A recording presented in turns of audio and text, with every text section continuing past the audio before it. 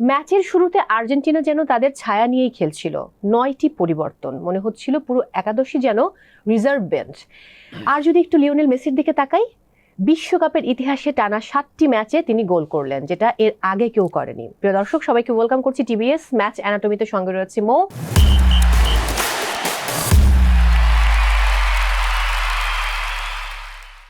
আমার সঙ্গে আছেন former captain of Bangladesh national football team Ashraful Islam Rana.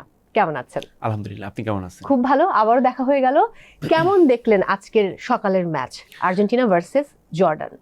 আসলে দেখেন, রেজাল্ট যেটা ছিল আমাদের, এটা কিন্তু আসলে এক্সপেক্টিং রেজাল্ট ছিল, কিন্তু দেখার বিষয় ছিল উইদাউট মেসি আসলে আর্জেন্টিনা কেমন করে। দেখেন, আসলে সত্যি কথা বলতে আর্জেন্টিনার ম্যাচ আমরা যখনই দেখি, স্পটলাইটটা কিন্তু টোটালি মেসির উপরে পড়ে। আসলে আর্জেন্টিনা স্টার্টিং 11 আজকে মেসি ছিল না, তো আমার কাছে মনে হয় কিছুটা হলে রং হারিয়েছে ম্যাচে। তো আর্জেন্টিনা কিন্তু তাদের প্লেয়িং স্টাইল কিন্তু চেঞ্জ করে নাই। আজকেও 4-4-2 ফরমেশনে খেলেছে, অ্যাটাকিং ফরমেশনে খেলেছে। তো আপনার 9টা পরিবর্তন নিয়ে মাঠে নিয়ে এসেছে। আমার কাছে মনে হয় যে ওদের অনেক কোয়ালিটি প্লেয়ার আছে, তো ওদের যে প্লেয়িং স্টাইল, নিচের থেকে বিল্ড আপ প্লে করা, দ্রুত অ্যাটাকে যাওয়া, আমার কাছে মনে হয় আজকেও স্টার্টিং এর থেকে শেষ পর্যন্ত কিন্তু ম্যাচের টেম্পোটা একই রকম ছিল। এক্স্যাক্টলি। যদি 19 মিনিটের প্রথম গোলটার দিকে আমরা একটু তাকাই, সোলসের বাপায়ের যে ফ্রি কিক, সেই জায়গায় যদি আমরা একটু যাই, আমার কাছে যেটা মনে হয়, অবশ্যই এটা ভালো ফ্রি কিক ছিল, কিন্তু এইখানে আপনার গোলকিপারের কিছুটা আসলে আমার কাছে মনে হয় কিছুটা মিস্টেক ছিল। কারণ ওর রাইট সাইডটাতে দেখেন আপনার ওয়ালের পরে আপনার আর্জেন্টিনার 3টা প্লেয়ার ছিল, তারা কিন্তু ডামি করেছে। তো ওই জায়গাটা আসলে আমার কাছে মনে হয় গোলকিপারের বড় একটা ব্ল্যান্ডার ছিল। সেটা আমরা বলতে পারি। শুধু এই গোলটা না, আমরা যদি আপনার মেসির গোলটাও ধরি, 2টা ফ্রি কিকে আসলে 2টা গোল হয়েছে, তো 2টা ফ্রি কিকের ধরন কিন্তু প্রায় সেম। তো আমার কাছে মনে হয় এখানে গোলকিপারের দায়ভারটা কিছু বেশ দূর, মানে শুধু এখানে না, যে কয়টি 3টি গোল তারা কনসিভ করেছে এবং 3টি গোলেই মনে হয়েছিল যে গোলকিপারের অনেকটা ল্যাকিং ছিল সেখানটাতে। যদি একটু লাউতারো মার্টিনেজের গোলের প্রসঙ্গে আমরা যাই, না দেখেন, আপনার লাউতারোর যেটা গোলটা, এটা তো আসলে পেনাল্টিতে গোল হয়েছে। তো সেখানে ডেফিনেটলি আপনার এই 3টা ম্যাচে মেসির বাইরে আসলে 2টা গোল হলো। তো এটা একটা কিন্তু আর্জেন্টিনার কনফিডেন্টের জায়গা, যে মেসি বিহীন বা মেসির বাইরেও আপনার লাউতারো গোল করেছে, আপনার সেলসও গোল করেছে। তো এখানে লাউতারোর যেটা পেনাল্টি যেটা ছিল, এটা আসলে যখন আপনার ইসের থেকে হেড করলো, ক্রসবারে যখন আসার পরে আবার ওইখান থেকে যখন আবার লাউতারের কাছে যায়, যখন হেড করছিল, তখন আপনার অপোনেন্ট ডিফেন্ডার কিন্তু ওই বলের ভিতরে অ্যাটাক করে, সেই বলের ভিতরে পা না লেগে কিন্তু ওর আপনার মাথায় আঘাত করে। তো সেই জায়গাতে ডেফিনেটলি এটা একটা পেনাল্টি, ফেয়ার পেনাল্টি ছিল। সেখান থেকে আসলে লাউতারো মার্টিনেজ গোল করেছে। তো ডেফিনেটলি এটা আমি মনে করি জর্ডানের সাথে যেটা আমাদের রেজাল্ট, যেটা আমরা এক্সপেক্ট করছিলাম, সেই জায়গাতে আমার কাছে মনে হয় যে এই রেজাল্টটা আপনার আর্জেন্টিনার জায়গা থেকে বেটার।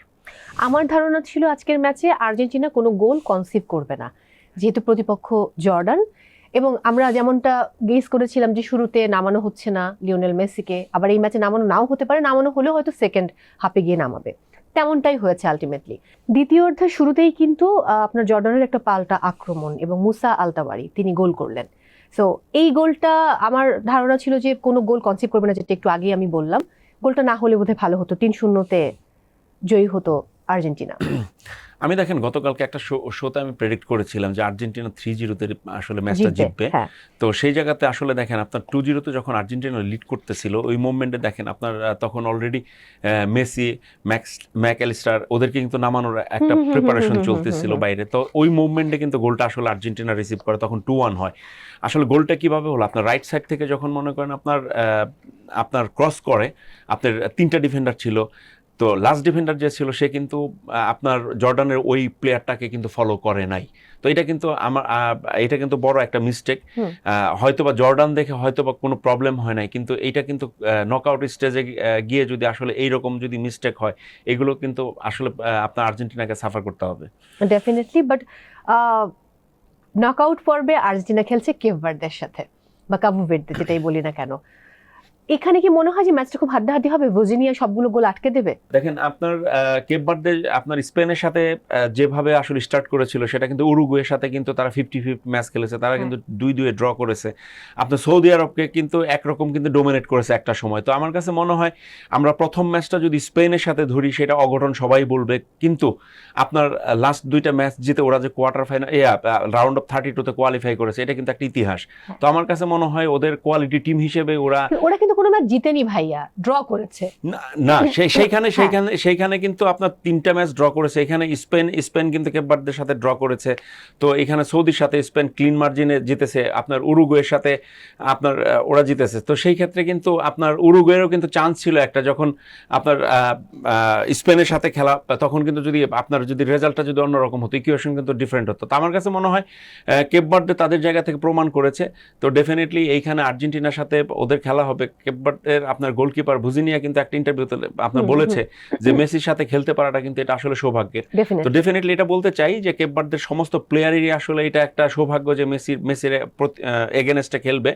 তো এইখানে আমার কাছে মনে হয় ওদের ডিফেন্ডিং আপনার স্ট্র্যাটেজিতেই যাবে, কারণ স্পেনের সাথে যেভাবে আসলে লো ব্লক ডিফেন্ডিংয়ে খেলেছে, তো আমার কাছে মনে হয় আর্জেন্টিনার সাথেও সেম স্ট্র্যাটেজিতেই খেলবে। তবে আমার কাছে আপনার স্পেন এবং আর্জেন্টিনার কিন্তু প্লেইং স্টাইল ডিফারেন্ট, কারণ আপনার আর্জেন্টিনা আপনার লো বিল্ড আপ থেকে শুরু করে কিন্তু খুব দ্রুত অ্যাটাকে যায়, আর একমাত্র আপনার ডিফেন্স আসলে ভাঙতে পারে যদি আসলে ওই ওদের ডিফেন্ডিং এরিয়াতে যদি আসলে দ্রুত পাসিং করা হয় এবং মুভমেন্টগুলো যদি চেঞ্জ করা হয়, তো সেই ক্ষেত্রে কিন্তু ডিফেন্সিভ ব্লক ভাঙাও সম্ভব। এবং আমি মনে করি যে আর্জেন্টিনা খুবই ক্যাপেবল টিম, তাদের কিন্তু প্রেডিক্ট করাটা ডিফিকাল্ট, কারণ তাদের অ্যাটাকিং থার্ডে কিছু প্লেয়ার আছে মেসি সহকারে, তারা কিন্তু খুব দ্রুত তাদের পজিশন কিন্তু রোটেট করে। এটা কিন্তু আসলে চ্যালেঞ্জিং অপোনেন্টকে আসলে অন্য টিমগুলো পারে না যেটা করতে। রাইট। এখানে আমার আরেকটা প্রশ্ন আছে, মানে শর্টস অন টার্গেট ছিল অনলি 4টি আর্জেন্টিনার, অন্যদিকে জর্ডানের মাত্র 1টি।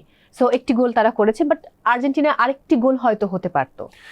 আসলে দেখেন আর্জেন্টিনার এই ম্যাচ থেকে কিন্তু প্রাপ্তির জায়গা খুব বেশি ছিল না, নাই বললেই চলে। সেই জায়গাতে আসলে ওদের মূল জিনিসটা ছিল যে ওদের যে সাইড বেঞ্চটা আছে সেই বেঞ্চটাকে আসলে মাঠের ভিতরে পরখ করে দেখা, আসলে তাদের কোয়ালিটির জায়গাতে আসলে এটা স্কালানি। তো ডেফিনেটলি আপনার লাস্ট মনে করেন ওয়ার্ল্ড কাপের বাইরে আগের থেকে যদি চিন্তা করেন, আপনার সবগুলো প্লেয়ারকে কিন্তু অ্যাট এ টাইম কিন্তু চেঞ্জিং করেই হোক, 11-এ হোক, এইভাবে করে রোটেশন পদ্ধতিতে খেলে আসছে।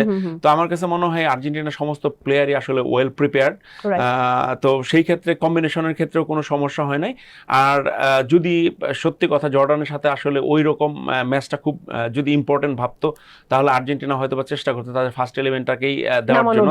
সেই ক্ষেত্রে কিন্তু গোলের ডিফারেন্সটা বড় হইতে পারতো। আমার কাছে মনে হয় ওই ইকুয়েশনটা ছিল না দেখে ওরা একটু রিল্যাক্স মোডে খেলেছে। ইংল্যান্ড ভার্সেস পানামা, এটা কিন্তু আমরা শুরু থেকেই প্রেডিক্ট করেছি যে কি হতে পারে, কারণ পানামা এমন একটি দল, অন্যদিকে ইংল্যান্ড এত স্ট্রং প্লেয়ার, খুবই ইয়াং প্লেয়ার এবং খুবই এনার্জেটিক একটা টিম, দুর্দান্ত খেলছে। আমার নিজের ব্যক্তিগত ওপিনিয়ন যে ইংল্যান্ড এবারের অন্যতম মানে হট ফেভারিট, কারণ তারা খুব ভালো খেলছে।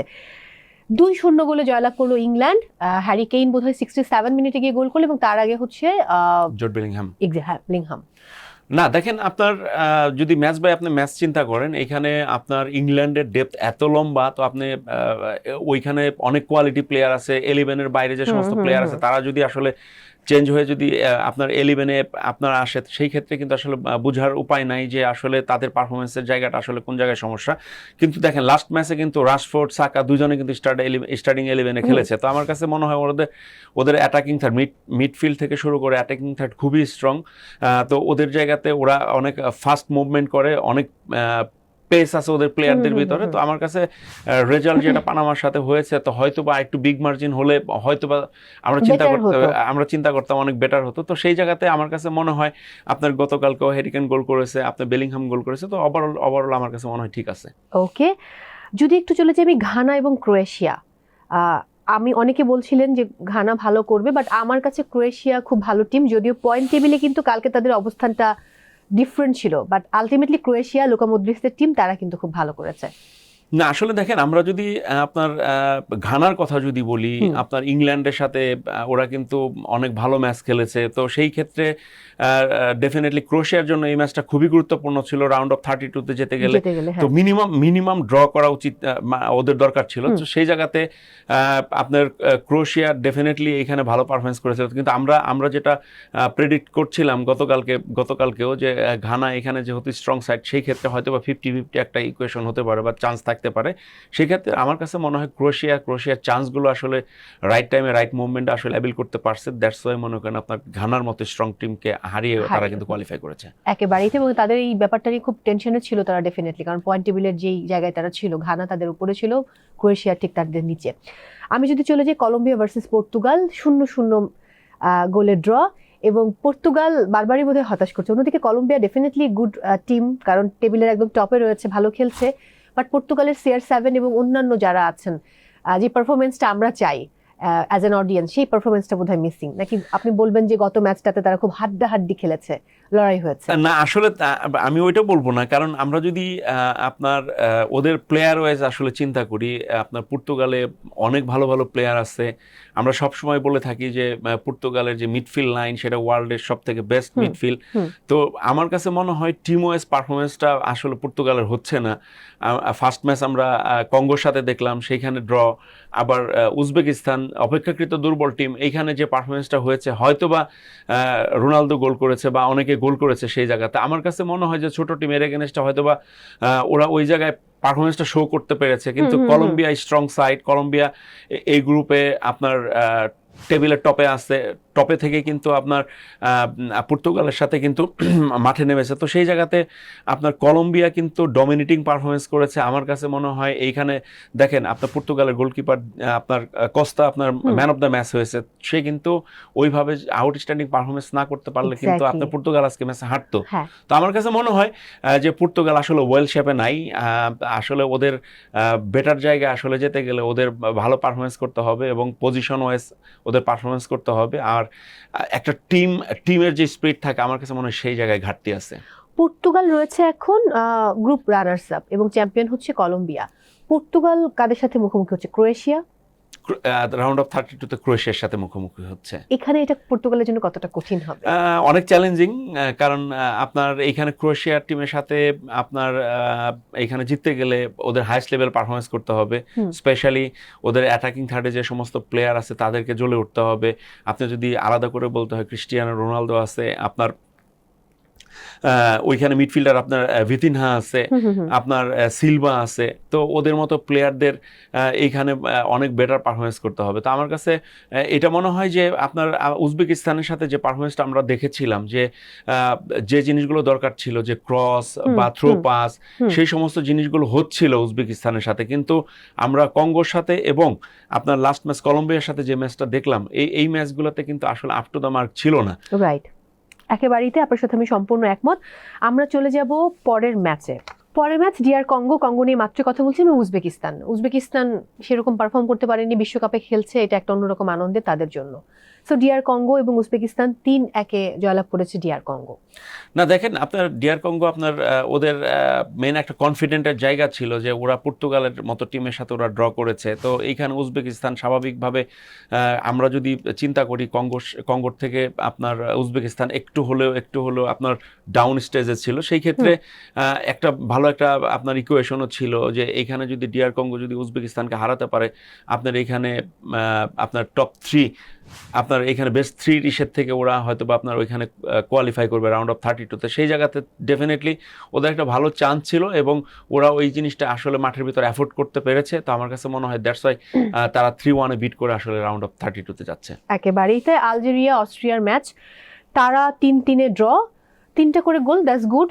বাট দুটো টিমেরই আসলে তেমন কিছু করার নেই, কারণ অস্ট্রিয়া তো চলে গেল গ্রুপ রানার্স আপ হয়ে। অন্যদিকে আলজেরিয়াকে নিয়ে আপনার মন্তব্য কি?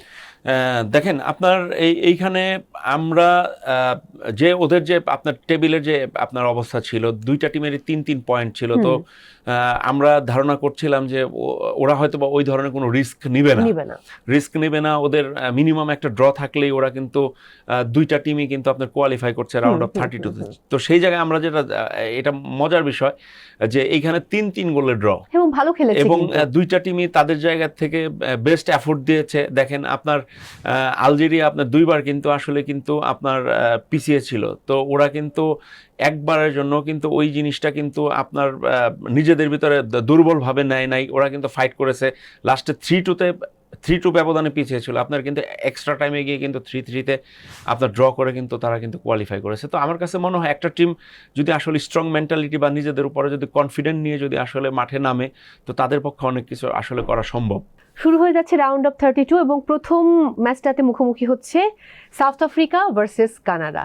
এবারে বিশ্বকাপের প্রথম ম্যাচ হয়েছিল মেক্সিকো এবং সাউথ আফ্রিকা, তো south Africa versus Canada round of 32। আসলে দেখেন আমরা এই রাউন্ড অফ 32 মানে নক আউট স্টেজে আসলে অনেক কিছুই হতে পারে, আপনি অনেক কিছু প্রেডিক্ট করবেন, দেখবেন যে মাঠের ভিতরে আসলে সেই প্রেডিক্ট আপনার কাজে আসছে না। তো মাঠের ভিতরে আসলে নক আউট স্টেজে আপনার যে বেটার পারফরমেন্স করবে, যে ছোট ছোট যে গোল স্কোরিং অপরচুনিটিগুলো আসবে সেই জিনিসগুলো আসলে কাজে লাগাতে হবে। তো আমি ডেফিনেটলি যেহেতু আপনার কানাডা আপনার স্বাগতিক টিম, সেই ক্ষেত্রে কানাডার একটা অ্যাডভান্টেজ থাকবে, কারণ তাদের অনেক সাপোর্টার থাকবে। ভাইয়া এবারের বিশ্বকাপে 3টা hat trick, first hat trick Lionel Messi, second hat trick Jonathan David, তিনি কানাডার, যেবার 6-0 তারা জয়লাভ করলো। অন্যদিকে থার্ড হ্যাট্রিক আমরা সবাই জানি ডেম্বেলে গত 72 বছরের সবচেয়ে দ্রুততম সময়ের হ্যাট্রিক, তো সেই জায়গা থেকে কিন্তু জোনাথন ডেভিড তাদের রয়েছে কানাডার।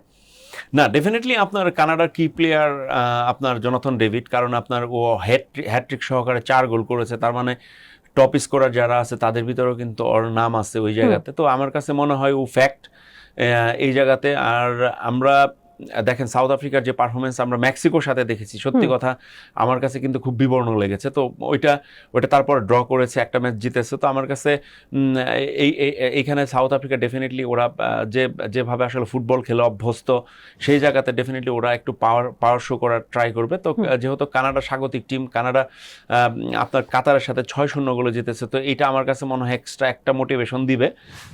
তো যদি কানাডা যদি এইখানে মানে বেটার ফুটবলটা খেলে, আমার মনে হয় কানাডার চান্সটা অনেক বেশি থাকবে। একেবারেই, এবং কানাডা চাইবে টিকে থাকতে, ডেফিনেটলি একেবারেই তাই। সো আমরা একটু স্ক্রিনে তাকাবো দর্শক, দেখে নিব কানাডা এবং একই সাথে সাউথ আফ্রিকার আজকের সম্ভাব্য লাইন আপ কি হতে পারে।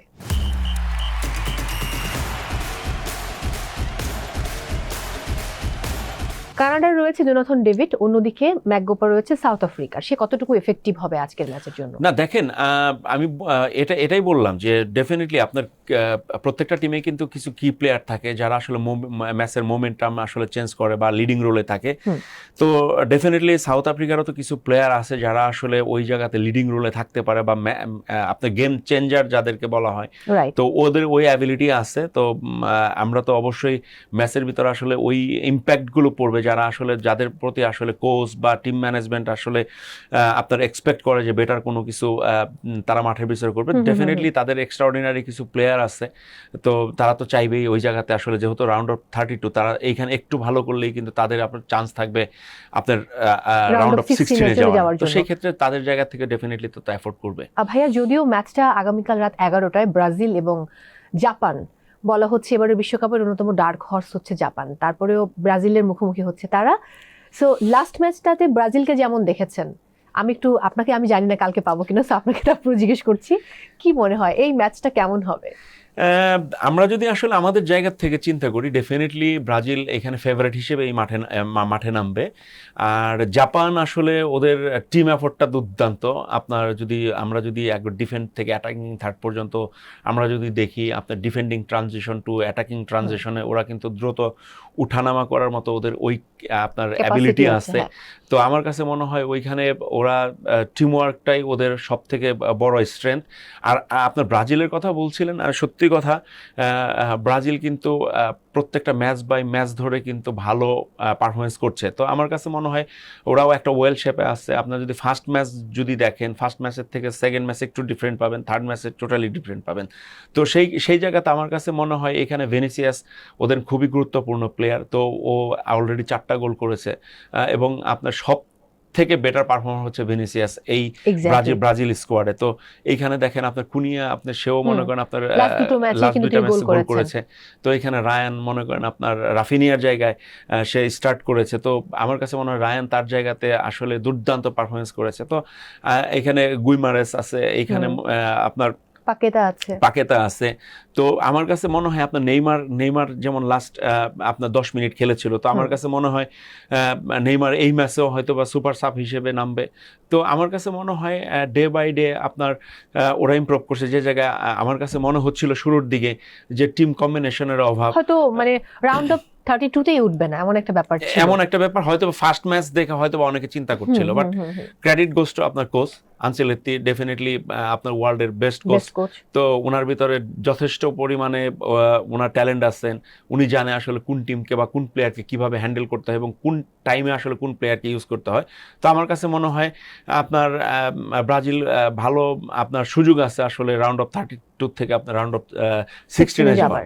অন্যদিকে জাপান, ডাইচি কামাদাদের টিম, তারাও কিন্তু দুর্দান্ত ফর্ম এবং যেভাবে তারা খেলে, যে এনার্জি নিয়ে খেলে, ওই এনার্জির জায়গাটা বোধহয় ব্রাজিলে আমরা মিসিং পাচ্ছি। আমি কিন্তু ব্রাজিলের সাপোর্টার, তারপর এত সমালোচনা করছি না। দেখেন আসলে আপনার জাপান, আমি বললাম তো জাপানের সব থেকে বড় স্ট্রেংথের জায়গা হচ্ছে আপনার ওদের টিম স্পিরিট। আপনার টিম ওরা একটা টিম হয়ে খেলার চেষ্টা করে। তো এইটা একটা টিম, মনে করেন আপনার টিমের জন্য আমি যদি বলি, যদি ছোট টিমও থাকে, যদি একটা টিমের যদি টিম প্ল্যান থাকে বা আপনার টিমের ভিতরে যদি স্পিরিট থাকে প্লেয়ারদের ভিতরে, তারা কিন্তু ম্যাচ ডেতে অনেক ভালো কোনো কিছু করতে পারে। তো আমার কাছে ওইটা বলছিলাম যে আপনার ব্রাজিলের যদি ডেপথ দেখেন, তাদের ওয়ার্ল্ড ক্লাস সব কোয়ালিটি প্লেয়ার আছে যারা 11-এ খেলে। আপনার ডিফেন্ডার, গোলকিপার, আপনি অ্যালিসন বেকারের কথা বলেন, আপনার ওয়ার্ল্ড কাপের আগে যদি অ্যালিসন বেকারের পারফরমেন্স দেখেন, খুব বেশি আপ টু দ্য মার্ক ছিল না, কিন্তু ওয়ার্ল্ড কাপে কিন্তু ভালো করছে। তো আমার কাছে মনে হয় ব্রাজিল এইখানে জাপানের সাথে হট ফেভারিট হিসেবেই নামবে। Hopefully. Thank you so much for coming. অনেক অনেক ভালো থাকুন। আমি শেষ করছি। Thank you. প্রিয় দর্শক, সময় হয়েছে আজকের মতো বিদায় নেবার। সবাই অনেক ভালো থাকুন। শুরু হচ্ছে আগামীকাল থেকে রাউন্ড অফ 32। সো অবশ্যই ম্যাচ দেখবেন। আজকে রাত 1টায় মুখোমুখি হচ্ছে কানাডা ভার্সেস সাউথ আফ্রিকা। আর অবশ্যই ভালো থাকুন, চোখ রাখুন টিভিএস এর পর্দায়।